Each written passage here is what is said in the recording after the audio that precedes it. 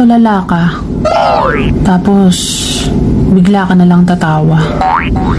Gosh, sana okay lang ako.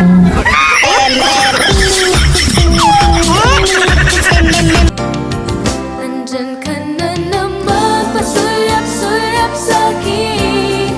Lagi-lagi na lang paligaw-ligaw tingin.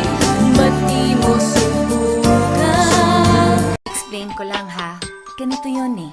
Minsan, sabi niya sa akin sandali na lang.